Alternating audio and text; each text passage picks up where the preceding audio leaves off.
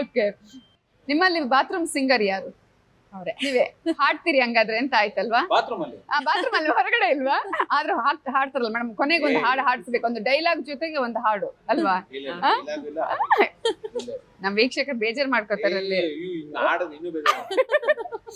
ಅಡುಗೆ ಯಾರು ಚೆನ್ನಾಗಿ ಮಾಡ್ತಾರೆ? ನಾನು. ಓಕೆ. ಫುಡ್ ಅನ್ನ ಹೊರಗಡೆ ಅಂದ್ರೆ ಆರ್ಡರ್ ಮಾಡಿ ತಗೊಳ್ಳೋದು, ಸ್ವಿಗ್ಗಿನೋ ಝೊಮ್ಯಾಟೊ ಆತರ ಆರ್ಡರ್ ಮಾಡಿ ತಗೊಳ್ಳೋದ್ರಲ್ಲಿ ಯಾರಿಗೆ ಇಷ್ಟ? ಇಷ್ಟ ಅನ್ನೋದಕ್ಕಿಂತ ಸಮಯ ನಾನೇ ಜಾಸ್ತಿ ಮಾಡೋದು. ಯಾಕಂದ್ರೆ ಮಗಳು ಇರೋದ್ರಿಂದ ಮಗಳು ಅದು ಇದು ಕೇಳ್ತಾನೆ ಇರ್ತಾಳೆ. ಸೊ ಅದರಿಂದ ನಾನೇ ಜಾಸ್ತಿ ಮಾಡೋದು. ಓಕೆ. ಬರ್ತ್ಡೇ ಮತ್ತು ಆನಿವರ್ಸರಿ ಡೇಟ್ ಗಳನ್ನ ಯಾರು ಕರೆಕ್ಟ್ ಆಗಿ ನೆನ್ಪಿಟ್ಕೊಂಡಿರೋದು? ನಾನೇ. ಇವ್ರೆ. ಓಕೆ, ಹೇಳಿ ಸರ್. ಬರ್ತ್ಡೇ ಡೇಟ್ ಇವ್ರದ್ದು ಅಂದ್ರೆ year, date December 8. Okay. Anniversary date? June 9. ಇದನ್ನು ನೆನ್ಪಿಟ್ಟಿದ್ರೆ ಅಷ್ಟೇ. ಆಮೇಲೆ ಓಕೆ ಓಕೆ. ಅಂದ್ರೆ ಹಣಕಾಸು ನಿರ್ವಹಣೆ, ಫೈನಾನ್ಸ್ ಇದರಲ್ಲಿ ಡಿಪಾರ್ಟ್ಮೆಂಟ್ ಯಾರು ಚೆನ್ನಾಗಿ ಮ್ಯಾನೇಜ್ ಮಾಡೋದು, ನಿರ್ವಹಣೆ ಮಾಡೋದು ಯಾರು? ನೀವೇ. ಇವ್ರು ಕೊಟ್ಬಿಡ್ತಾರೆ, ನೀವು ಅದನ್ನ ಎಲ್ಲೆಲ್ಲಿ ಬೇಕು ಎಲ್ಲೆಲ್ಲಿ ಏನಾಗ್ಬೇಕು ಅನ್ನೋದು ಅಂತ ಹೇಳಿ. ಓಕೆ. ಯಾರಾದ್ರೂ ಈಗ ಹೊರಗಡೆ ಹೋಗ್ಬೇಕು ಅಥವಾ ಎಲ್ಲಾದ್ರೂ ಹೋಗ್ಬೇಕು ಅಂತ ಹೇಳಿದ್ರೆ ಯಾರು ಜಾಸ್ತಿ ಟೈಮ್ ತಗೊಳ್ಳೋರು ಯಾರು, ಯೋಚನೆ ಮಾಡೋರು ಯಾರು? ಎಲ್ಲಿಗೆ ಹೋಗ್ಬೇಕು ಅಂತ ಹೇಳಿ. ಓಕೆ. ಟೈಮ್ ಈಗ ಹೋಗೋದು, ಹಾ, ಎಲ್ಲಿಗೆ ಈಗ ಹೋಗೋದಾಗ ರೆಡಿ ಆಗೋದಕ್ಕೆ ಟೈಮ್ ತಗೊಳ್ಳೋರು ಯಾರು? ನಾನೇ. ಹುಡುಗಿರಂದ್ರೆ ಹಂಗೆ ಅಂತ ಹೇಳಿ ಹೇಳ್ಬಿಡ್ತಾರೆ. ಯಾರು ಬೇಗ ಹೇಳೋದು? ಇವ್ರು. ನೀವೇ. ನೀವ್ ಸ್ವಲ್ಪ ಲೇಟ್. ನಿದ್ದೆ ಮಾಡೋದು ಯಾರು ಬೇಗ? ಬೇಗ ನಿದ್ದೆ ಮಾಡೋದು ನಾನೇನೆ. ಓಕೆ. ಲೇಟ್ ಮಲಗೋದು ಇವ್ರು ಲೇಟ್. ಓಕೆ. ಮಕ್ಕಳನ್ನ ಯಾರು ಜಾಸ್ತಿ ಪ್ರೀತಿಸ್ತಾರೆ ನಿಮ್ಮಲ್ಲಿ? ಮಗಳನ್ನ, ಸಾರಿ. ಇಬ್ರು. ಓಕೆ. ಮೊಬೈಲ್ ಅನ್ನು ವಾಶ್ರೂಮ್ಗೆ ತಗೊಂಡು ಹೋಗೋರು ಯಾರು? ಏನ್ ನೋಡ್ತೀರಿ ಸರ್ ಅಲ್ಲಿ ಮೊಬೈಲ್? ನ್ಯೂಸ್ ಓದ್ತೀರಾ? ಯಾವ್ದೋ ವಿಡಿಯೋ ನೋಡ್ತಾ ಇರ್ತಾರೆ, ಈ ತರ ಪೊಲಿಟಿಕಲ್ ರಿಲೇಟೆಡ್ ಏನೋ ಇರುತ್ತೆ, ಅದು ಅರ್ಧ ಆಗೋಗಿರುತ್ತಲ್ಲ, ಅದನ್ನ ಅಲ್ಲಿಗೂ ಎತ್ಕೊಂಡು ಅಲ್ಲಿ ಹೋಗಿ ನೋಡ್ತೀರಿ. ನ್ಯೂಸ್ ಅಂದ್ರೆ ತುಂಬಾ ಇಷ್ಟ, ಅಂದ್ರೆ ಕರೆಂಟ್ ಇಶ್ಯೂಸ್ ಏನಾಗುತ್ತೆ ಅಂತ ಹೇಳಿ. ಓಕೆ. ನೀವೇನ್ ನೋಡ್ತೀರಿ ಮೊಬೈಲ್ ಅಲ್ಲಿ? ಮೊಬೈಲ್ ಅಲ್ಲಿ ಸೇಲ್ ಏನ್ ನಡೀತಿದೆ, ಆಫರ್ಸ್ ಆಮೇಲೆ ಒಂದಷ್ಟು ವಿಶ್ ಲಿಸ್ಟ್ ಅಲ್ಲಿ ಹಾಕಿಟ್ಟಿರ್ತೀನಿ ಕಾರ್ಟ್ ಅಲ್ಲಿ. ಸೊ ಅದು ಸೇಲ್ ಅಲ್ಲಿ ಇದೆಯಾ ಇಲ್ವಾ ಅಂತ. ಆಮೇಲೆ ಇಂಟೀರಿಯರ್ಸ್, ಈ ರೀಲ್ಸ್ ಗಳೆಲ್ಲ ನೋಡ್ತಾ ಇರ್ತೀನಿ ಒಂದಷ್ಟು, ಯಾರ್ಯಾರು ಯಾವ್ಯಾವ ತರ ಇಂಟೀರಿಯರ್ಸ್ ಮಾಡಿದ್ದಾರೆ ಆ ತರದ್ದು. ನೀವಿಬ್ರು ರೀಲ್ಸ್ ಮಾಡಿದ್ದಿದ್ಯಾ? ಇಲ್ಲ. ಓಕೆ. ಇಬ್ರಿಗೂ ಆ ತರ ಏನು ಇಲ್ಲ. ಓಕೆ. ಇಂಟ್ರೆಸ್ಟ್. ಸಾರಿ ಕೇಳೋರು ಯಾರು ಫಸ್ಟ್? ನಾನೇ. ನೀವೇ? ವಾವ್, ಪರವಾಗಿಲ್ಲ. ಕ್ಯಾರಿ ಮಾಡಲ್ಲ. ಆಮೇಲೆ ನನ್ಗೆ ಅದು ಅಲ್ಲಿಂದ ಅಲ್ಲಿಗೆ ಮುಗ್ದೋಗ್ಬಿಡ್ಬೇಕು. ಅದನ್ನ ತುಂಬಾ ಪ್ರೊಲಾಂಗ್ ಮಾಡಿ ಎಳಿಯೋದೆಲ್ಲ ಇಷ್ಟ ಆಗಲ್ಲ. ಸೊ ಅದ್ ಏನೇ ಆಗಿರ್ಲಿ, ಅದು ಏನೇ ಬೇಜಾರಾಗಿದ್ರು ಇಮಿಡಿಯೇಟ್ ನಾನೇ ಸಾರಿ ಕೇಳ್ಬಿಟ್ಟಿರ್ತೀನಿ. ಅದ್ ಅಲ್ಲಿಗೆ ಸರಿ ಹೋಗ್ಬಿಟ್ಟು ನೆಕ್ಸ್ಟ್ ಮಿನಿಟ್ ಅಲ್ಲಿ ನಾವಿಬ್ರು ಸರಿ ಹೋಗ್ಬಿಡ್ಬೇಕು. ಹಂಗೆ ಅಂದ್ರೆ ತುಂಬಾ ಕಮ್ಮಿ. ಇಬ್ರು ಆ ಲೆವೆಲ್ಗೆಲ್ಲ ಹೋಗಿಲ್ಲ ಇನ್ನುವೆ. ಅಂದ್ರೆ ತುಂಬಾ ಜಗಳ ಆಡೋದು, ಕೋಪಿಸ್ಕೊಳ್ಳೋದು, ಮಾತ್ ಬಿಡೋದು. 19 ವರ್ಷದಲ್ಲಿ ಟಚ್ ವುಡ್ ಆತರ ಏನೂ ಆಗಿಲ್ಲ. ಹಾಗೆ ಇರಿ, ಯಾವ್ದೇ ರೀತಿಯ ಕೋಪ ಆಗದಂಗೆ ಇರ್ಲಿ ಅಂತ ನಾವು ಕೂಡ ಆಶಿಸ್ತೀವಿ. ಹಾಗೆ ಸಿನಿಮಾ ನೋಡೋದು ಯಾರು ತುಂಬಾ? ರಾಜೇಶ್. ಓಕೆ. ಯಾರು ಹೆಚ್ಚು ಸುಳ್ಳು ಹೇಳ್ತಾರೆ? ಮನೆಗೆ ಬರೋದು ಲೇಟ್ ಆಗುತ್ತೆ ಅಂತ ಬರ್ತೀನಿ ಆ ತರದ್ದು. ನಾನು ಒಳ್ಳೆ ನಟ ಅಂದ್ರೆ ಒಳ್ಳೆ ಸುಳ್ಳು ಹೇಳ್ತೀನಿ ಅನ್ನೋದೇ ಕಾರಣ. ಯಾರು ತುಂಬಾ ಚೆನ್ನಾಗಿ ಸುಳ್ಳು ಹೇಳ್ತಾರಲ್ಲ ಅವ್ರ ಒಳ್ಳೆ ಆಕ್ಟರ್. ನಿಮ್ ಮನೇಲಿ ಆಕ್ಟ್ ಮಾಡ್ರಿ, ಅಲ್ಲಿಂದಾನೇ ಶುರು ಆಗೋದು ಅಲ್ವಾ? ಈಗ ನಾನು ಏನ್ ಪಾತ್ರ ಮಾಡ್ತೀನಿ, ಸುಳ್ಳು ತಾನ ನಾನಲ್ಲ ತಾನ. ಹೌದು. ಅದಕ್ಕಿಂತ ದೊಡ್ಡ ಸುಳ್ಳು ಬೇಕಾ? ಸೊ ನಂದು ಇದೇನಂದ್ರೆ ವರ್ಷನ್ ಏನಂದ್ರೆ ಯಾರು ಅದ್ಭುತ ಸುಳ್ಳು ಹೇಳ್ತಾರಲ್ಲ ಅವ್ರ ಒಳ್ಳೆ ನಟರು. ಇವ್ರು ದೊಡ್ಡ ಸುಳ್ಳು ಹೇಳಿದ್ಯಾ ಯಾವಾಗ? ಯಾವತ್ತಾದ್ರೂ ಬೇಜಾರಾಗಿದೆ ಇವ್ರು ಸುಳ್ಳು ಹೇಳಿದ್ರು ಅಂತ ಹೇಳಿ? ಇಲ್ಲ, ಆತರ ಯಾವ್ದು ಹಂಗೆಲ್ಲ ಯಾವ್ದು ಆಗಿಲ್ಲ. ಆಮೇಲೆ ಕ್ರೇಜಿ ಯಾರು ನಿಮ್ಮಲ್ಲಿ ಯಾವ್ದಾದ್ರು ಒಂದು ವಿಷಯಕ್ಕೆ, ಅಥವಾ ಈ ತರನೇ ಇರ್ಬೇಕು ಈ ತರ ಅಂತ ಹೇಳಿ ಒಂಥರ ಖುಷಿಯಾಗಿ ಜೋಯಲ್ ಆಗಿ ಕ್ರೇಜಿ ಆಗಿ ಇರ್ತಾರಲ್ಲ? ಅಪ್ಪ ಮಗಳು ಇದ್ರೆ ಮನೆ ಒಂಥರ ಗಲಗಲ ಅಂತ ಇರುತ್ತೆ. ಅವ್ರ ಅಪ್ಪ ಇಲ್ಲ ಅಂದ್ರೆ ಮಗಳಿಗೆ ಬೇಜಾರಾಗ್ಬಿಡತ್ತೆ. ಅಪ್ಪ ಇರ್ಬೇಕಮ್ಮ, ಇರ್ಬೇಕಿತ್ತಮ್ಮ. ಅವ್ರು ಎಲ್ಲರೂ ಶೂಟಿಂಗ್ ಹೋದಾಗ 2-3 ದಿನ ಆದ ತಕ್ಷಣ ಅವಳು ತುಂಬಾ ಮಿಸ್ ಮಾಡ್ಕೋತಾಳೆ. ಅಪ್ಪ ಇರ್ಬೇಕು, ಅಪ್ಪ ಇರ್ಬೇಕಿತ್ತು, ಅಪ್ಪ ಹಿಂಗ್ ಹೇಳಿರೋರು, ಹಿಂಗ್ ಇದ್ ಮಾಡಿರೋರು. ಅಪ್ಪ ಮಗಳು ಇಬ್ರು ಸ್ವಲ್ಪ ಕಾಲು ಎಳಿಯೋದು, ನನ್ನ ಚೆನ್ನಾಗಿ ಕಾಲು ಎಳಿತಾರೆ. ಇಬ್ರು ನನ್ನ ರೇಗ್ಸೋದು, ಆಡ್ಕೊಳ್ಳೋದು ಅವೆಲ್ಲ ನಡೀತಾ ಇರುತ್ತೆ. ಅಪ್ಪನ್ ಮಗಳು? ಅಪ್ಪನ್ ಮಗಳು. ಓಕೆ. ಕನ್ನಡಿಯಲ್ಲಿ ಜಾಸ್ತಿ ನೋಡ್ಕೊಳ್ಳೋದು ಯಾರು? ನಾನೇ. ನೀವೇ. ಓಕೆ. ಸ್ನಾನ ಮಾಡೋಕೆ ಹೆಚ್ಚು ಟೈಮ್ ತಗೊಳ್ಳೋರು ಯಾರು? ಆ ತರ ಏನು ಇಬ್ರು ಏನಿಲ್ಲ. ಇಲ್ಲ. ಓಕೆ. ಮಗಳು ಮಗಳು. ಮಗಳು ಮಗಳು. ಓ ಬರದೇ ಇಲ್ಲ ಬಾತ್ರೂಮ್ಗೆ ಹೋಗ್ಬಿಟ್ರೆ. ಓಕೆ. ನಿಮ್ಮಲ್ಲಿ ಸೌಂದರ್ಯ ಪ್ರಜ್ಞೆ ಆರೋಗ್ಯ ಪ್ರಜ್ಞೆ ಯಾರಿಗಿದೆ ಜಾಸ್ತಿ? ಆರೋಗ್ಯ ನಮ್ಗೆ ಜಾಸ್ತಿ. ಸೌಂದರ್ಯ ಪ್ರಜ್ಞೆ ಸ್ವಲ್ಪ ನನಗೆ ಈ ಡ್ರೆಸ್ ವಿಚಾರದಲ್ಲೇ ಗೊತ್ತಾಗುತ್ತಲ್ಲ. ಓಕೆ. ನೀವು ಲೈಫ್ ಸ್ಟೈಲ್ ಚೇಂಜ್ ಅವರ ಲೈಫ್ ಸ್ಟೈಲ್ ಚೇಂಜ್ ಮಾಡಿದ್ರೆ ಆರೋಗ್ಯದ ವಿಚಾರದಲ್ಲಿ ಏನಾದ್ರು ಅಂದ್ರೆ ಡಯಟ್ ಆಗಿರ್ಬೋದು ಅಥವಾ ಫುಡ್ ಈ ತರ ಇರಬೇಕು ಅಂತ ಹೇಳಿ? ಅಂದ್ರೆ ಅವರೇ ಸ್ವಲ್ಪ ಕಾನ್ಶಿಯಸ್ ಇದಾರೆ. ನಾನು ಹೇಳ್ಬೇಕು ಅನ್ನೋ ತರ ಏನಿಲ್ಲ, ಅವ್ರಿಗೆ ಅದಿದೆ ಮನ್ಸಲ್ಲೇ ಇದೆ. ಸೊ ಅದರಿಂದ ಏನು ನಾನು ಹೇಳಿ ಮಾಡಿಸುವಂತದ್ದೆಲ್ಲ ಏನಿಲ್ಲ. ಗೊರಕೆ ಹೊಡಿತಾರಾ ಯಾರಾದ್ರೂ ನಿಮ್ಮಲ್ಲಿ ಇಬ್ರಲ್ಲಿ? ಅವ್ರೆ ಒಂದೊಂದ್ಸಲ ತುಂಬಾ ಟಯರ್ಡ್ ಆಗಿದ್ರೆ ಹೊಡಿತಾರೆ, ರೆಗ್ಯುಲರ್ ಆಗಿ ಏನಿಲ್ಲ. ಇಬ್ರು ಇಲ್ಲ, ಟಯರ್ಡ್ ಆಗಿದ್ರೆ ಅವ್ರು ಗೊರಕೆ ಹೊಡಿತಾರೆ. ಅವ್ರು ಗೊರಕೆ ಹೊಡೆದಿರೋ ರೆಕಾರ್ಡ್ ಎಲ್ಲ ಮಾಡಿದೀನಿ ನಾನು. ತೋರಿಸ್ಲಿಕ್ಕೆ ಆಮೇಲೆ ನೆಕ್ಸ್ಟ್ ನೋಡಿ ನೀವು ಕೇಳಿಸ್ಲಿಕ್ಕೆ ಹೆಂಗ್ ಗೊರಕೆ ಹೊಡಿತಾ ಇದ್ದೆ ನೋಡಿ ನೆನ್ನೆ ನೀನು. ತುಂಬಾ ಸುಸ್ತಾಗಿದ್ರೆ ಟಯರ್ಡ್ ಆಗಿದ್ರೆ ಗೊರಕೆ ಹೊಡಿತಾರೆ. ನಿಮ್ಮಲ್ಲಿ ರೊಮ್ಯಾಂಟಿಕ್ ಯಾರು? ನಾನೇ. ನೀವು ಐ ಲವ್ ಯು ಅಂತ ಎಷ್ಟು ಬಾರಿ ಏನ್ ಸರ್ 19 ವರ್ಷದಲ್ಲಿ? ಸುಮ್ಮನೆ ಏನೋ ಜೋಕ್ತೀರಾ? ಜೋಕಗೂ ಹೇಳಿ. ಜೋಕು ಹೇಳಿಲ್ಲ. ನೀವು? ಇಲ್ಲ ಅವ್ರು ಹೇಳಿಲ್ಲ, ನಾನು ಆಯ್ತು ಅಂತ ಹೇಳಕ್ಕೆ. ಮೆಸೇಜ್ ಪಾಸ್ ಆಗಿರುತ್ತೆ, ಡೈರೆಕ್ಟ್ ಫೇಸ್ ಟು ಫೇಸ್ ಹಂಗೆಲ್ಲ ಏನಿಲ್ಲ. ಆತರ ಮದ್ವೆ ಆದ ಹೊಸತ್ರಲ್ಲೂ ಹೇಳೇ ಇಲ್ವಾ? ಇಲ್ಲ ಇಲ್ಲ ಆತರ ನನ್ಗೆ ಹೇಳುವ ಈಗ ನನ್ನ ವರ್ಷ ಹೆಂಗೆ ಅಂತ ಹೇಳಿದ್ರೆ, ಮದುವೆ ಆದ್ಮೇಲೆ ಈಗ ಪ್ರೀತಿ ಅನ್ನೋದು ಇರುತ್ತಲ್ಲ, ಈ ಲವ್ ಯು ಅನ್ನೋದು ಒಂದು ಜವಾಬ್ದಾರಿಯಾಗಿ ಕನ್ವರ್ಟ್ ಆಗುತ್ತೆ. ಈಗ ನಾನು ಏನೇ ಮಾಡಿದ್ರು ಪ್ರೀತಿಯಿಂದನೇ ಮಾಡೋದು, ಆ ಪ್ರೀತಿ ಇರೋದಕ್ಕೋಸ್ಕರ ಮಾಡೋದು. ಈಗ ಏನೋ ಆರೋಗ್ಯ ಕೆಟ್ಟಿದೆ ಅದನ್ನ ತೋರಿಸ್ಕೊಳ್ಳೋದಿರ್ಬೋದು, ಅಥವಾ ನಿನ್ಗೆ ಏನೋ ಅವಶ್ಯಕತೆ ಇದೆ ಅದನ್ನ ತಂದ್ಕೊಡೋದಿರ್ಬೋದು. ನಿನಗೆಲ್ಲ ಬೇಕು ಬೇಡಗಳನ್ನ ನೋಡ್ಕೊಳ್ಳೋದೇ ಒಂದು ಪ್ರೀತಿ ಅಲ್ವಾ? ಅದನ್ನು ವರ್ಬಲಿ ಹೇಳೋದು ಕರೆಕ್ಟ್ ಖುಷಿ ಆಗ್ಬೋದೇನೋ ಗೊತ್ತಿಲ್ಲ, ಬಟ್ ನನ್ನ ತಲೆಯಲ್ಲಿರೋದು ಹೀಗೆ ನನ್ನ ಪ್ರೀತಿ ನಾನು ವ್ಯಕ್ತಪಡಿಸ್ತೀನಿ ಅಂತ. ನಾನು ಪ್ರೀತಿಸಿದವ್ರು ಇವೆಲ್ಲ ಮಾಡೋದೇ ಇಲ್ವಲ್ಲ. ಇದಕ್ಕಿಂತ ಇನ್ನೇನು ಸಾಕ್ಷ್ಯ ಏನು ಬೇಕು? ಪ್ರತ್ಯಕ್ಷವಾಗಿ ಏನೋ ಮಾಡ್ತಾ ಇರ್ಬೇಕಾದ್ರೆ ವರ್ಬಲಿ ಐ ಲವ್ ಯು ಅಂತ ಹೇಳ್ಕೊಡ್ಬೇಕು ಅಂತ. ಅದು ತುಂಬಾ ಆರ್ಟಿಫಿಷಿಯಲ್ ಅನ್ಸುತ್ತೆ, ತುಂಬಾ ಡ್ರಾಮಾ ಮಾಡ್ತಾ ಇದ್ದೀನಿ ಅಂತ ಅನ್ಸುತ್ತೆ. ತುಂಬಾ ನಾನು ಸಿನಿಮಾದಲ್ಲಿ ಹೇಳೋದು ಅದು ದುಡ್ಡು ಕೊಟ್ಟಿರ್ಬೇಕಾದ್ರೆ ಹೇಳ್ಬೋದು. ಯಾರಾದ್ರು ದುಡ್ಡು ಕೊಡ್ತೀನಿ ಐ ಲವ್ ಯು ನೀನು ಹೇಳ್ತೀನಿ ಮಾಡ್ತೀನಿ, ತುಂಬಾ ಸೀರಿಯಸ್ ಆಗಿ ಕಣ್ಣಲ್ಲಿ ಕಣ್ಣಿಟ್ಟು ಅನುಭವಿಸಿ ಅದಕ್ಕೆ ದುಡ್ಡು ಇಸ್ಕೊಂಡು ಮಾಡ್ತೀವಿ. ಅದು ಮನೇಲಿ ಯಾಕೆ ಮಾಡ್ಬೇಕು? ನೀವ್ ಯಾವತ್ತಾದ್ರೂ ಎಕ್ಸ್ಪೆಕ್ಟ್ ಮಾಡಿದ್ದಿತ್ತ? ಅದೇ ಮೊದಲೆಲ್ಲ ಈ ತರ ಇರ್ಬೋದು, ಇವ್ರು ಐ ಲವ್ ಯು ಹೇಳ್ಬೋದು? ಎಕ್ಸ್ಪೆಕ್ಟೇಷನ್ ಇತ್ತು, ಹಿಂಗೆ ಇರ್ಬೋದೇನೋ.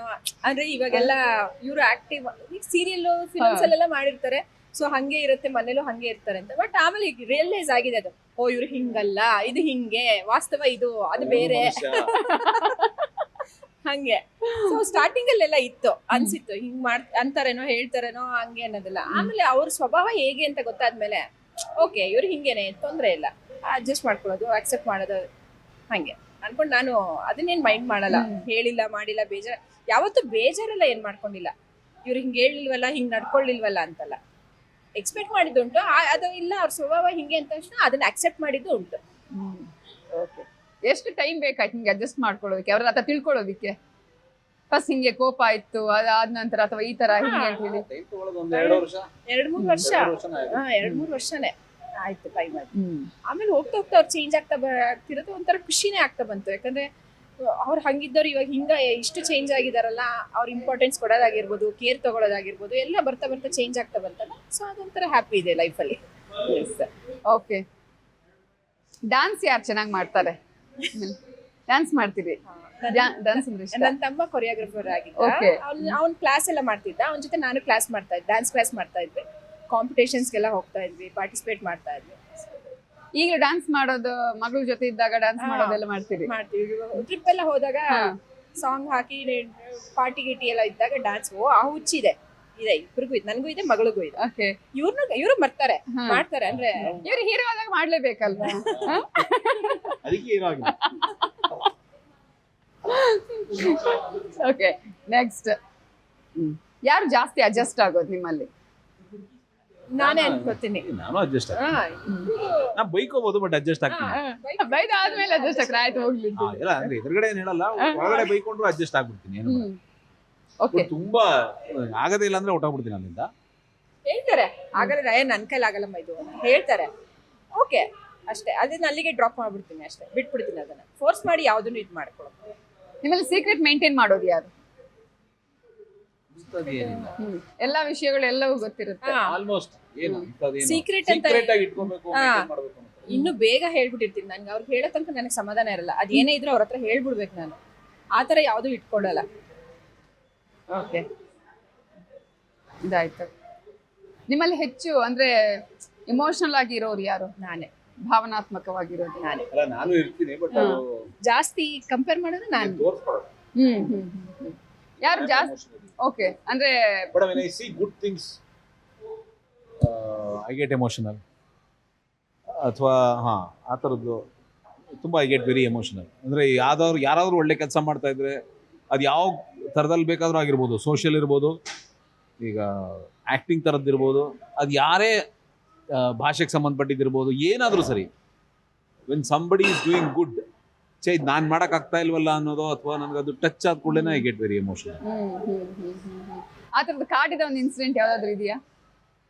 ಒಂಥರ ಬೇಜಾರಾಗಿ ಡೈಲಿ ಆಗ್ತಿರುತ್ತೆ. ಅಂದರೆ ಯಾವ್ದು ಈಗ ಟಿವಿಗಳೆಲ್ಲ ಅಥವಾ ಯಾವುದೋ ಸೋಷಿಯಲ್ ಮೀಡಿಯಾದಲ್ಲಿ ನೋಡ್ತಿರ್ತೀವಿ, ಆ ಥರದ್ದು ಯಾರು ಏನೇ ಕೆಲಸ ಮಾಡ್ತಾ ಇದ್ರೆ ಟಚಸ್ ಮೀ ಲೈಕ್ ಶಿಟ್ ಅಂತ ಇದ್ವಿ. ಆಮೇಲೆ ಸಿನಿಮಾಗಳು ನೋಡ್ಬೇಕಾದ್ರೆ ಬೇಸಿಕಲಿ ನನಗೆ ನಾನು ಯಾವಾಗಲೂ ಯಾವುದೋ ರಾಜ್ಕುಮಾರ್ ಹಳೆ ಸಿನಿಮಾಗಳಿರ್ಬೋದು, ವಿಷ್ಣುವರ್ಧನ್ ಹಳೆ ಸಿನಿಮಾಗಳಿರ್ಬೋದು, ಅದ್ರಲ್ಲಿ ಬರೋ ಪಾತ್ರಗಳಿರ್ಬೋದು, ಸನ್ನಿವೇಶಗಳಿರ್ಬೋದು, ಮಾತುಗಳಿರ್ಬೋದು, ಅದನ್ನ ನೋಡಿದಾಗೆಲ್ಲ get very emotional, very touch. ಒಂಥರ ಶಿಟ್, ಇದೆಲ್ಲ ಇವಾಗ ಮಾಡೋಕ್ಕಾಗ್ತಾ ಇಲ್ವಲ್ಲ ನಮ್ಮ ಕೈಲಿ, ಇದನ್ನ ಹೇಳೋಕ್ಕಾಗ್ತಾ ಇಲ್ವಲ್ಲ ಅನ್ನೋ ಥರದ್ದೆಲ್ಲ ಅನಿಸುತ್ತೆ. ಈ ದೊಡ್ಡ ಜಾಗ ಖಾಲಿ ಇದೆ, ನೋಡೋರು ಇಲ್ಲದೆ ಇರ್ಬೋದು, but that space is void, nobody is touching that. ಈಗ ಮಿಡ್ಲ್ ಕ್ಲಾಸ್ ಮನೆ ಕತೆಗಳನ್ನು ಅನಂತ್ ನಾಗ್ ಸರ್ ಇರ್ಬೋದು, ರಾಜ್ಕುಮಾರ್ ಥರದವ್ರು ಇರ್ಬೋದು, ವಿಷ್ಣುವರ್ಧನ್ ಸರ್ ಥರದವ್ರು ಇರ್ಬೋದು, ಅವ್ರು ಮಾಡಿದ ಸಿನಿಮಾಗಳು ಯಾರೂ ಮುಟ್ತಾನೆ ಇಲ್ಲ, ಅಥವಾ ಅವ್ರು ಹೇಳಿದ ವಿಷಯಗಳನ್ನು ಯಾರೂ ಹೇಳೋಕ್ಕೆ ಪ್ರಯತ್ನ ಪಡ್ತಾ ಇಲ್ಲ. ಬಟ್ ಮಿಡ್ಲ್ ಕ್ಲಾಸ್ ಜನದ ಇವತ್ತಿಗೂ ಆ ಮೆಂಟಾಲಿಟಿ ಹಾಗೆ ಅದು ಕಳ್ಕೊಂಡಿಲ್ಲ, ಹಾಗೆ ಇದೆ. ಅವರು ಈಗ ಅಪ್ಪರ್ ಮಿಡ್ಲ್ ಕ್ಲಾಸ್ ಆಗಿರ್ಬೋದು ಅಥವಾ ಮಿಡ್ಲ್ ಕ್ಲಾಸಲ್ಲಿರ್ಬೋದು, ಆ ಕಥೆಗಳನ್ನು ಹೇಳೋರಿಲ್ಲ, ಆ ಎಮೋಷನಲ್ನ ಹಂಚ್ಕೊಳ್ಳೋರಿಲ್ಲ. ಅದನ್ನು ನೋಡಿ ಏನು ಸಂಭ್ರಮ ಪಡ್ತಾ ಇದ್ರು ಥಿಯೇಟ್ರ್ನಲ್ಲಿ ಅಥವಾ ಸ್ಕ್ರೀನ್ ಮೇಲೆ, ಆ ಫನ್ನ ಕಳ್ಕೊಂಡ್ಬಿಟ್ಟಿದ್ದೀವಲ್ಲ, ಅದನ್ನ ನೋಡಿದಾಗೆಲ್ಲ ಹೊಟ್ಟೆ ಉರಿಯುತ್ತೆ ನನಗೆ. ಇದನ್ನು ಇವತ್ತಿಗೂ ಇದು ಪ್ರಸ್ತುತ ಇದು ಹೇಳಬೇಕಲ್ಲ, ಇದನ್ನು ಹೇಳ್ತಾ ಇಲ್ಲ. ಬೇರೆ ಪರ್ಸ್ಪೆಕ್ಟಿವಲ್ಲಿ ಹೇಳ್ಬೋದು, ಏನೋ ಚೇಂಜ್ ಆಗಿದೆ, ಅಡ್ವಾನ್ಸ್ಮೆಂಟ್ ಆಗಿದೆ, ಬಟ್ ಎಮೋಷನ್ ಹಾಗೆ ಇದೆ. ಅದನ್ನು ಯಾರು ಟಚ್ ಮಾಡ್ತಿಲ್ವಲ್ಲ ಅಂತ ಅನ್ಸುತ್ತೆ. ಅವಾಗೆಲ್ಲ ಐ ಗೆಟ್ ವೆರಿ ಎಮೋಷನ್ಸ್. ಎಂಥ ಕೆಲಸ ಮಾಡೋಗಿದ್ದಾರೆ ಅವಾಗ ಅವರು, ನಾವು ಇದೆಲ್ಲ ಇದ್ದು ಏನು ಮಾಡೋಕ್ಕಾಗ್ತಾ ಇಲ್ವಲ್ಲ ಅನ್ನೋದು. ನಿಮ್ಮಲ್ಲಿ ಜಾಸ್ತಿ ಫೋನ್ ಯೂಸ್ ಮಾಡೋದು ಯಾರು? ನೀವೇ? ನಾನು ಯೂಸ್ ಮಾಡ್ತೀನಿ. ಕಂಪೇರ್ ಮಾಡಿದ್ರೆ ಸ್ವಲ್ಪ ಜಾಸ್ತಿ ನಾನೇ. ಓಕೆ, ಸ್ಕ್ರೀನ್ ಟೈಮ್ ಎಷ್ಟಿರುತ್ತೆ ನಾರ್ಮಲ್ ಆಗಿ? ನೀನು ಅದೇನು 4 hours 3 hours ಇರುತ್ತೆ. ಫೋನ್ ಕಾಲ್ ಆಗಿರ್ಬೋದು, ಮೆಸೇಜಸ್ ಆಗಿರ್ಬೋದು, ಸೋಷಿಯಲ್ ಮೀಡಿಯಾ ಇರ್ಬೋದು, ನಾನೇ ಜಾಸ್ತಿ ಅವ್ರು ಕಂಪೇರ್ ಮಾಡೋದು. ಓಕೆ ಸರ್, ನೀವು ಸೋಷಿಯಲ್ ಮೀಡಿಯಾನ ಎಷ್ಟು ಯೂಸ್ ಮಾಡ್ತೀರಿ? ತುಂಬ ಕಡಿಮೆ. ನೋಡೋಕೆ ಮಾತ್ರ, ರಿಯಾಕ್ಟು ತುಂಬ ಕಡಿಮೆ ಮಾಡ್ತೀನಿ, ನೋಡೋಕೆ ಜಾಸ್ತಿ ಬಳಸ್ತೀನಿ. ಅದರ್ವೈಸ್ ಐ ಡೋಂಟ್ ಪೋಸ್ಟ್ ಮಾಡಿದ್ರು ತುಂಬ ಕಡಿಮೆ. ಇತ್ತೀಚೆಗೆ ನಿಲ್ಸೋ ಬಿಟ್ಬಿಟ್ಟಿದ್ದೀನಿ, ಕಡಿಮೆನೆ. ಬಟ್ ನೋಡ್ತೀನಿ. ನಿಮ್ಮ ಪ್ರಕಾರ ಫ್ರೆಂಡ್ ಫ್ಯಾಮಿಲಿಗೆ ಯಾವ ರೀತಿಯಾದಂತ ಟೈಮ್ ಅಥವಾ ಸ್ಪೆಂಡ್ ಮಾಡ್ತೀರಿ ನೀವು ಅವ್ರ ಜೊತೆಗೆ? ಯಾವುದಕ್ಕೆ ಇಂಪಾರ್ಟೆನ್ಸ್ ಜಾಸ್ತಿ? ಅವೆರಡೇ ಕಡೆಗೆ ಟೈಮ್ ಕೊಡೋದು ನಾನು. ಶೂಟಿಂಗ್ ಬಿಟ್ಟರೆ ಅವೆರಡೇ. Okay, either family are friends. Friends ಅಂದ್ರೂ ಈಗ ಒಂದಷ್ಟು ಅವ್ರ ಜೊತೆ ಟೈಮ್ ಸ್ಪೆಂಡ್ ಮಾಡೋದು ಕಡಿಮೆ ಆಗಿದೆ. But otherwise I make it a point to meet them regularly. ಅವ್ರ ಜೊತೆ ಎಲ್ಲ ರೀಚ್ ಹೋಗೋದು, ಅವ್ರನ್ನ ಮೀಟ್ ಮಾಡೋದು, ಅದನ್ನು ನಾನು ಐ ಡೋಂಟ್ ಮಿಸ್. ಯಾವುದೋ ಒಂದು ದಿವಸ ಒಂದು ಅಕೇಶನ್ ಹುಡ್ಕೊಂಡು ಮೀಟ್ ಮಾಡ್ತೀನಿ. Otherwise family. ಓಲ್ಡ್ ಫ್ರೆಂಡ್ಸ್ ಎಲ್ಲ ಇದ್ದಾರೆ, ಈಗಲೂ ಕೂಡ ಟಚ್ ಅಲ್ಲಿ ಇದ್ದಾರೆ? Okay, yes sir. ಇನ್ನು ಫೈನಲ್ ಆಗಿ ಒಂದು ಕೇಳೋದು ಸರ್, ಈಗ ಈಗಿನ ಸೀರಿಯಲ್ಗಳನ್ನ ನಾವು ಗಮನಿಸ್ತೀವಿ, ನೀವು ಹಳೆ ಮಾಯಾಮೃಗ ಆಗಿರ್ಬೋದು, ಗುಪ್ತಗಾಮಿನಿ ಆಗಿರ್ಬೋದು, ಇಂತಹ ಸೀರಿಯಲ್ಗಳನ್ನು ನೀವು ಮಾಡಿದ್ದೀರಿ, ಈಗಿನ ಸೀರಿಯಲ್ ಕೂಡ ಮಾಡ್ತಾ ಇದ್ದೀರಿ.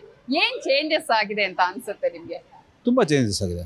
ನಾನು ಆಗ್ಲೇ ಹೇಳಿದ ಕತೆ ಹೇಳೋ ರೀತಿಯಿಂದ ಹಿಡಿದು, ಅದನ್ನ ಪ್ರೆಸೆಂಟ್ ಮಾಡೋ ರೀತಿಯಿಂದ ಹಿಡಿದು, ಆರ್ಟಿಸ್ಟ್ಗಳ ಸೆಲೆಕ್ಷನ್ ಇಂದ ಹಿಡಿದು ಇರ್ಬೋದು, ಕ್ಯಾಮರಾ ನೋಡುಗರಿರ್ಬೋದು, ಅದೇ ಟೆಕ್ನಿಕಲಿ ಎಲ್ಲವೂ ಬದಲಾಗಿದೆ. ಒಂದು ಇವತ್ತಿನ ಆ್ಯಕ್ಟರ್ಸು ಅಥವಾ ಆ್ಯಕ್ಟ್ರೆಸಸ್ ಏನು ಬರ್ತಾರೆ ತುಂಬ ಸ್ಮಾರ್ಟ್ ಆಗಿದ್ದಾರೆ. ಅವರು ಇದನ್ನು ತುಂಬ ಹಚ್ಕೊಂಡಿಲ್ಲ, ಇದರಿಂದ ಜೀವನ ಮಾಡ್ಕೋಬೇಕು ಅನ್ನೋ ಯಾವ ಉಮೇದಿಲ್ಲ ಅಂತ ಅನ್ಸುತ್ತೆ ಮೇಲಿಂದ ನೋಡೋದಾದರೆ. ಇದಲ್ಲದೆ ಇದ್ರೆ ಇನ್ನೊಂದು, ಬಿಕಾಸ್ ಜಗತ್ತು ಭಾಳ ದೊಡ್ಡದಾಗಿದೆ, ನನ್ನ ಪ್ರತಿಭೆ ತೋರ್ಸೋಕ್ಕೆ ಇನ್ಯಾವುದೋ ಒಂದು ಚಾನಲ್ ಇದೆ ಅನ್ನೋ ಥರದ್ದು ಆಪ್ಷನ್ಸ್ ಇದೆ ಅವ್ರಿಗೆ. ನಾವು ಮಾಡ್ತಿದ್ದ ಕಾಲಕ್ಕೆ ಮುಂದೆ ಒಂದು ಚಾನಲ್ ಬರುತ್ತೆ ಅನ್ನೋ ಭವಿಷ್ಯನೂ ನಮ್ಗೆ ಗೊತ್ತಿರಲಿಲ್ಲ. ನಮ್ಗೆ ಯಾರೋ ಊಟ ಹಾಕ್ತಾರೆ ಅನ್ನೋ ನಂಬಿಕೆನೂ ನಮಗಿರಲಿಲ್ಲ. ನಮ್ಗೇನೋ ಒಂದು ಗೊತ್ತು, ಆ್ಯಕ್ಟ್ ಮಾಡಬೇಕು, ಅದಕ್ಕೊಂದು ಪ್ಲ್ಯಾಟ್ಫಾರ್ಮ್ ಒಂದು ಹುಡುಕ್ತಾ ಕೂತಿರ್ತಿದ್ವಿ. ನಮ್ಮ ಪುಣ್ಯಕ್ಕೆ ಯಾರೋ ಸೀತಾರಾಮ್ ಥರದವರೋ, ಬಿ ಸುರೇಶ್ ಥರದವರೋ ಯಾರೋ 4 ಜನ ಸಿಕ್ಕಿದ್ರು, ನೀನು ಚೆನ್ನಾಗಿ ಆ್ಯಕ್ಟ್ ಮಾಡ್ತೀಯ ಕಣ, ಇಲ್ಲೂ ಒಂದು ಆ್ಯಕ್ಟ್ ಮಾಡು ಅಂತ ಹೇಳಿದ್ರು, ಮಾಡಿದ್ವಿ. ಅದೇನೋ ಒಂದು ಭವಿಷ್ಯ ಕಟ್ಕೊಟ್ಟಿದೆ ಬಿಟ್ಟರೆ, ಜೊತೆಗೆ ಅದೃಷ್ಟ ಬಿಟ್ಟರೆ, ಈಗಿನ ಹುಡುಗ ಮತ್ತು ಹುಡುಗಿರು ಏನು ಬರ್ತಾರಲ್ಲ, ದೇ ಆರ್ ವೆರಿ ಸ್ಮಾರ್ಟ್, ಯಾವುದಕ್ಕೂ ಏನು ಕೇರ್ ಮಾಡಲ್ಲ. ಅದ್ರ ಜೊತೆಗೆ ಅದ್ರ ಬಗ್ಗೆ ಒಂದು ಸೀರಿಯಸ್ನೆಸ್ ಕಳ್ಕೊಂಡಿದಾರ ಅನ್ನೋ ಒಂದು ಭಯ. ಎಲ್ಲಾರನ್ನೂ ಅಲ್ಲ, ನಾನು ಐ ಆಮ್ ನಾಟ್ ಜನರಲೈಸಿಂಗ್, ಕೆಲವ್ರು ನೋಡಿದಾಗ ಅನ್ಸುತ್ತೆ. ಬಿಕಾಸ್ ಜಗತ್ತಿರೋದೇ ಹಾಗೆ, ಅವ್ರಿಗೆ ಗೊತ್ತು ಇದಲ್ಲದೆ ಇನ್ನೇನೋ ಇದೆ ನನ್ನ ಟ್ಯಾಲೆಂಟ್ನ ಎಕ್ಸ್ಪೋಸ್ ಮಾಡೋಕ್ಕೆ ಅಂತ. ಬಟ್ ನಮಗೆ ಒಂದು ಭಯ ಭಕ್ತಿ ಇತ್ತು, ಅದು ಬೇರೆ ರೂಪ ಪಡ್ಕೊಂಡಿದೆಯೋ ಅಂತ ಅನ್ಸುತ್ತೆ ನನಗೆ. ಇನ್ಕ್ಲೂಡಿಂಗ್ ಮಾಡೋರು, ಮುಂಚೆ ನಿರ್ದೇಶಕರು ನಿರ್ದೇಶನ ಮಾಡೋರು ಅವರೇ ಆರ್ಟಿಸ್ಟ್ಗಳನ್ನು ಇದು ಮಾಡೋರು. ಇವತ್ತೆಲ್ಲ ಕಾರ್ಪೊರೇಟ್ ಲೆವೆಲಲ್ಲಿ ನಡೆಯುತ್ತೆ. ಚಾನಲ್ಲು ಕತೆ ಡಿಸೈಡ್ ಮಾಡುತ್ತೆ, ಚಾನಲ್ ಡೈರೆಕ್ಷನ್ ಮಾಡುತ್ತೆ, ಚಾನಲ್ ಆರ್ಟಿಸ್ಟ್ನ ಹುಡುಕುತ್ತೆ. ಸೊ ಹಾಗಾಗಿ ಅಲ್ಲಿ ಬಂದು ಕೆಲಸ ಮಾಡೋರಿಗೆ ಜವಾಬ್ದಾರಿಗಳು ಕಡಿಮೆ ಆಗಿದೆ. ಎಲ್ಲರಿಗೂ ಈ ಫಾಸ್ಟ್ ಫುಡ್ ಸರ್ವಿಸ್ ಥರ ಅನ್ನಿಸುತ್ತೆ. ಅಂದರೆ ರೆಡಿ ಇದೆ, ತಿಂದು ಎದ್ದೋಗಿ ಬಿಲ್ ಕೊಟ್ಬಿಟ್ಟು ಅನ್ನೋ ಥರ. ಬೇರೆ ಏನು ನೀವು ಮಾಡಬೇಕಾಗಿಲ್ಲ, ಅವ್ರು ಕೊಟ್ಟಿದ್ದಾರಲ್ಲ ಅದನ್ನು ಅಲ್ಲಿ ಹೇಳ್ಬಿಟ್ಟು ಎದ್ದೋಗಿ ನಿಮ್ಮ ಕೆಲಸ ನಿಮ್ಗೆ ಮುಗೀತಿಲ್ಲಿಗೆ ಅನ್ನೋ ಥರದ್ದು. ಆ ಪಾರ್ಟಿಸಿಪೇಷನ್ ಇಲ್ಲ ಒಂದು ಶೂಟಿಂಗ್ನಲ್ಲಿ. ಈ ಥರದೊಂದಷ್ಟು ಬೆಳವಣಿಗೆಗಳಿದೆ. ಕೆಲವು ಒಳ್ಳೆಯದಾಗಿದೆ, ಕೆಲವು ಇವತ್ತಿನ ದುಡ್ಡು ಅವತ್ತಿರಲಿಲ್ಲ, ಇವತ್ತಿನ ಎಕ್ಸ್ಪೋಜರು ಅವತ್ತಿರಲಿಲ್ಲ. ನಾನು ಅದೇ ಹೇಳ್ತಾ ಇದ್ದೆ, ಸೋಷಿಯಲ್ ಮೀಡಿಯಾ ಇವತ್ತಷ್ಟು ನಮ್ಗೆ ಆಗಿನ ಕಾಲಕ್ಕೆ ಸಿಕ್ಬಿಟ್ಟಿದ್ದಿದ್ರೆ ನಾವು ಇನ್ನು ಇಲ್ಲೆಲ್ಲೋ ಇರ್ತಾ ಇದ್ವಿ ಅಂತ ಅನಿಸುತ್ತೆ ನನಗೆ. ನಾವು ತುಂಬ ಆ್ಯಕ್ಟಿವಾಗಿ ನಾನು ಬರೀ ದೂರದರ್ಶನ ಅಥವಾ ETV ಥರದ್ದು ಯಾವುದೋ ಒಂದು ಚಾನಲ್ ಇದ್ದಾಗ ಏನು ಮಾಡ್ತಾಯಿದ್ವಿ, ಬರೀ ಆ ಟೈಮ್ನಲ್ಲಿ ಈ ಥರದ ಒಂದು ಸೋಷಿಯಲ್ ಮೀಡಿಯಾ ಎಕ್ಸ್ಪೋಜರ್ ಇದ್ದಿದ್ರೆ ನಮ್ಮ ಸ್ತರ ಬೇರೆ ಇರ್ತಾಯಿತ್ತು. ಇವತ್ತು ಅದೆಲ್ಲವೂ ಇದೆ. ಸೊ ಅದೆಲ್ಲವೂ ಜಾಸ್ತಿ ಆಗಿದೆ, ಪ್ಲಸ್ಸು ಆಗಿದೆ. ತುಂಬ ಜನಕ್ಕೆ ಪ್ಲಸ್ ಆಗಿದೆ, ತುಂಬ ಜನ ಜೀವನ ಮಾಡ್ಕೊಂಡಿದ್ದಾರೆ, ಕೆರಿಯರ್ ಮಾಡ್ಕೊಂಡಿದ್ದಾರೆ, ದುಡ್ಡು ಚೆನ್ನಾಗಿ ಸಂಪಾದನೆ ಮಾಡ್ತಾ ಇದ್ದಾರೆ. ಆವಾಗ ಅದು ಯಾವುದೂ ಇರಲಿಲ್ಲ. We are always look down upon, serial ಮಾಡ್ತಾನ ಅಂತ. ಇವತ್ತು ಅದಕ್ಕೆ you are equal to any other star, cinema star. ನಿಮ್ಗೆ ಅಷ್ಟೇ ಗೌರವ ಕೊಡ್ತಾರೆ, ಅದೇ ಥರದ ರಿಸೆಪ್ಷನ್ ಇದೆ ನಿಮಗೆ.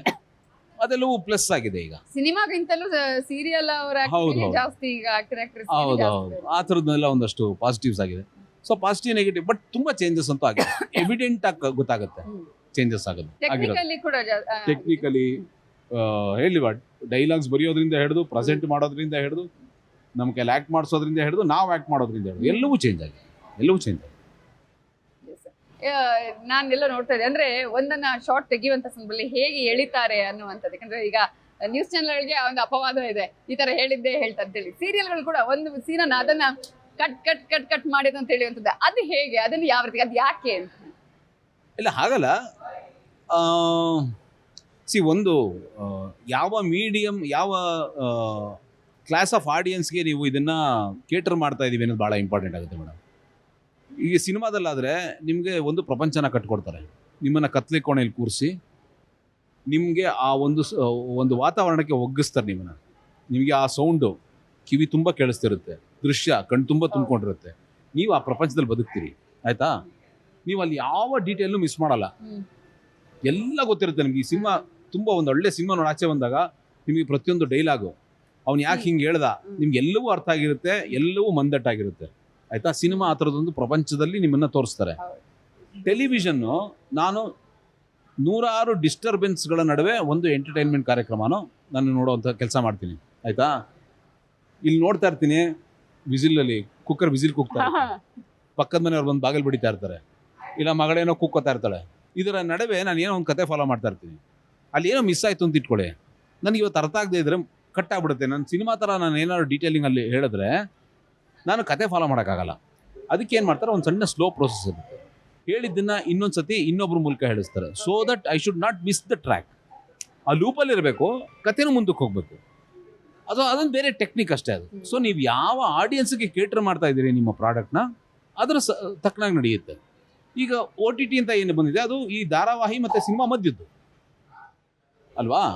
ಅದು ಧಾರಾವಾಹಿನೇ, ಅದು 10 ಎಪಿಸೋಡ್ ಮಾಡ್ತಾರೆ. ಬಟ್ ಅದರಲ್ಲಿ ಸಿನಿಮಾ ಟೆಕ್ನಿಕ್ನ ಬಳಸ್ಕೊಂಡಿದ್ದಾರೆ.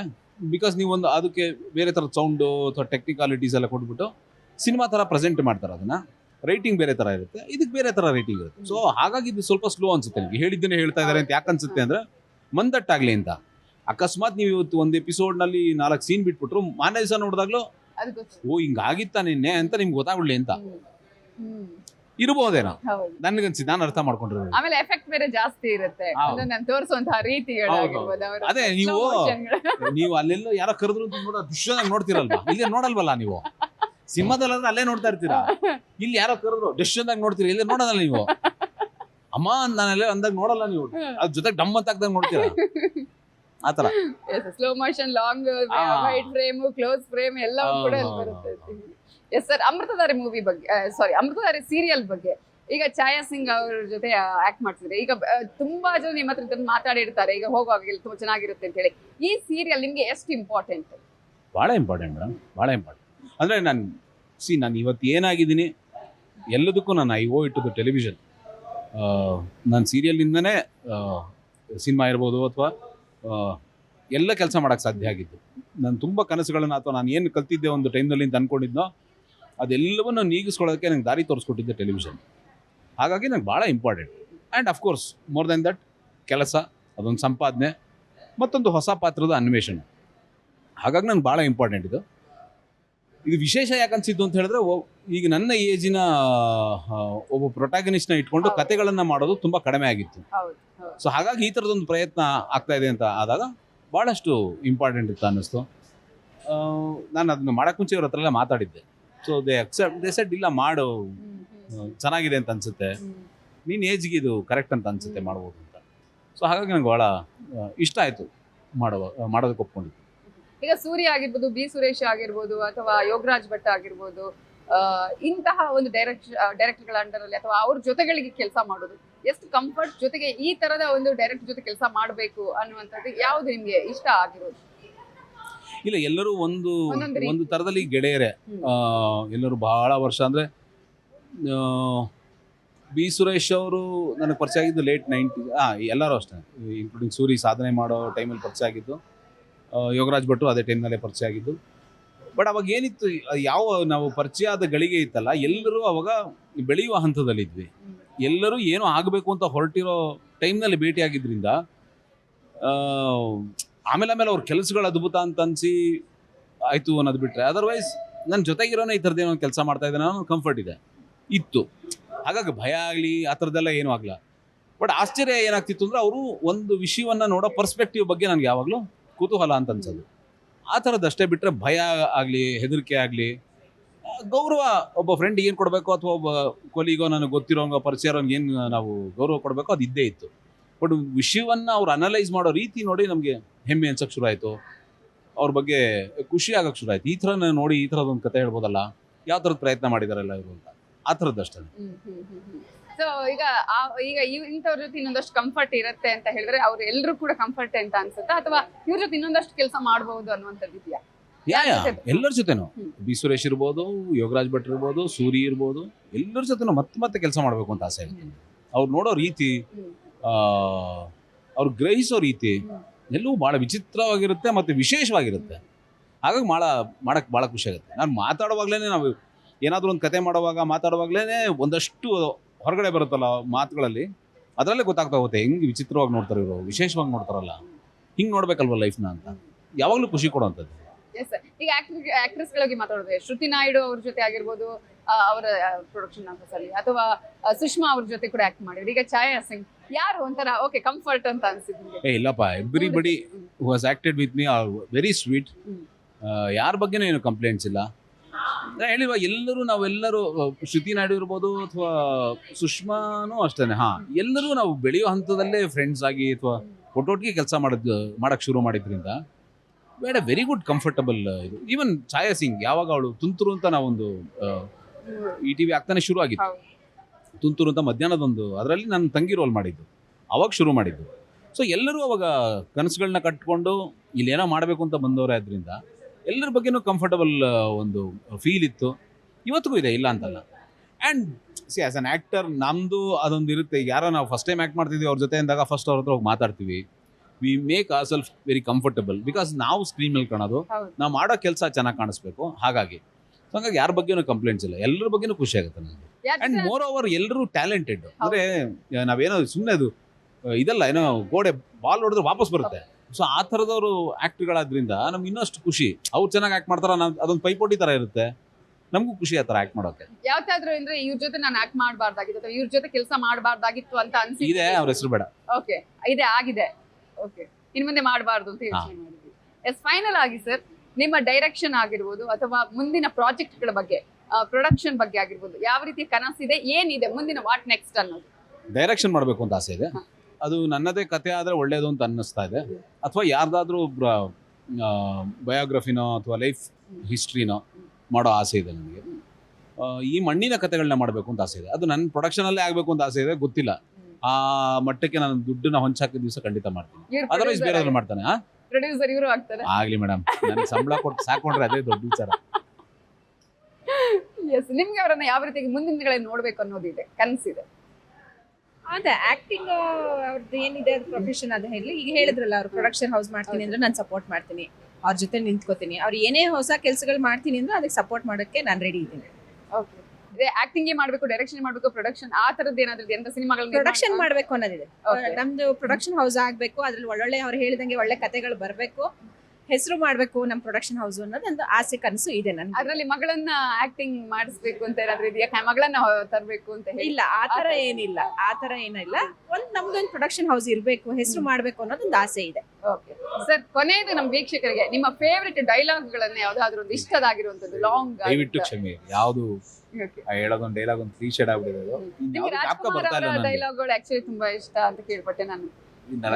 ಸುಮ್ನೆ ನೋಡಿ ನಾನು ಖುಷಿ ಪಡಕ್ ಇಷ್ಟ, ಓಕೆ ಮರ್ತು ಬಿಡ್ತೀನಿ ನಾನು ಬೇಗ. ಓಕೆ, ಶೂಟಿಂಗ್ ಅಲ್ಲಿ ನನ್ನ ಉಳಿಸಿರೋದೇ ಅದೊಂದು ದೊಡ್ಡ ಮರವಿದೆಯಲ್ಲ, ಅದೊಂದೇ ನಾನು ಉಳಿಸಿರೋದು. ನಾನು ಬೆಳಗ್ಗೆ ಶೂಟಿಂಗ್ ಮಾಡ್ಕೊಂಡ್ರ ಸಂಜೆ 7 ಗಂಟೆಗಾದ್ರೆ ಎಲ್ಲ ಕೊಡೋಗ್ಬಿಟ್ಟು ಎಲ್ಲ ತಲೆಯೆಲ್ಲ ಗುಮ್ಮಂತಿರುತ್ತೆ, ಎಲ್ಲ ಮರ್ತು ಬಿಡ್ತೀನಿ ನಾನು. ಯಾವ ಡೈಲಾಗ್ ಹೇಳಿದೆ, ಏನಕ್ಕೆ ಹೇಳಿದೆ, ಏನು ಗೊತ್ತಿಲ್ಲ, ಮರ್ತು. ನಿಮ್ಮ ಫೇವರಿಟ್ ಸಾಂಗ್ ಯಾವುದು? ತುಂಬಾ ಇದೆ ಮೇಡಮ್, ನಾನು ತುಂಬಾ ಸಾಂಗ್ ಕೇಳ್ತೇನೆ. ಸಾಂಗ್ಸ್ ಅಂದ್ರೆ ಎಲ್ಲ ಲ್ಯಾಂಗ್ವೇಜ್, ಅದರಲ್ಲೂ ಮೇನ್ ಹಿಂದಿ ಅಂಡ್ ಕನ್ನಡ ತುಂಬಾ ಇದೆ, ತುಂಬಾ ಹಾಡುಗಳಿದೆ. ಒಂದ್ ಲೈನ್ ಪಟ್ಟ ಅಂತ ಕೇಳಿದ್ರೆ ಏನಿಲ್ಲ, ಇಷ್ಟದ ದೀಪವು ನಿನ್ನದೇ ಗಾಳಿಯು ನಿನ್ನದೇ, ಈಗ ತಾನೇ ಕೇಳ್ತೀನಿ ಹಾಡು. ಭಾಳ ನಮ್ಮ KS ನರಸಿಂಹಸ್ವಾಮಿ ಅವ್ರದ್ದು, ಅಶ್ವಥ್ ಅವರು ರಾಗಿ ಸಂಯೋಜನೆ ಮಾಡೋದು ಆ ಹಾಡು ಭಾಳ ಇಷ್ಟ. ಭಾವಗೀತೆಗಳನ್ನು ಜಾಸ್ತಿ ಕೇಳ್ತೀನಿ? ಇಲ್ಲಪ್ಪ, ಎಲ್ಲ ಹಾಡುಗಳನ್ನ ಎಲ್ಲ ಕೇಳ್ತೀನಿ. ಚೆನ್ನಾಗಿರೋ ಹಾಡು ಯಾವ್ದಾದ್ರು ಸರಿ ಕೇಳ್ತೀನಿ. Yes yes, thank you so much ಇಬ್ಬರಿಗೂ ಕೂಡ. ನಮ್ಮ ಇವತ್ತಿನ ವೀಕೆಂಡ್ ಅಡ್ಡದಲ್ಲಿ ಬಂದು ನಿಮ್ಮ ಅಡ್ಡ ಯಾವುದು, ಯಾವ ರೀತಿಯಾಗಿ ಇರ್ತೀರಿ, ಹೇಗಿರ್ತೀರಿ, ಜೊತೆಗೆ ನಮ್ಮ ವೀಕ್ಷಕರು ಸಾಕಷ್ಟು ಪ್ರಶ್ನೆಗಳಿದ್ದಾವೆ, ಎಲ್ರಿಗೂ ಕೂಡ ಅವರಿಗೆ ಖುಷಿ ಆಗಿದೆ, ಜೊತೆಗೆ ನಮ್ಮ ಇಂಟರ್ವ್ಯೂ ಕೂಡ ನಿಮಗೆ ಖುಷಿ ಆಗಿದೆ ಅಂತ ನಾನು ಅನ್ಕೊಳ್ತೀನಿ. Thank you so much. Thank you, all the very best. Thank you. ಎಲ್ರಿಗೂ ಒಳ್ಳೆಯದು. ಇಬ್ರನ್ನ ಕರೆದು ಇಂಟರ್ವ್ಯೂ ಮಾಡಿದ್ದಕ್ಕೆ ಥ್ಯಾಂಕ್ ಯು ಸೋ ಮಚ್.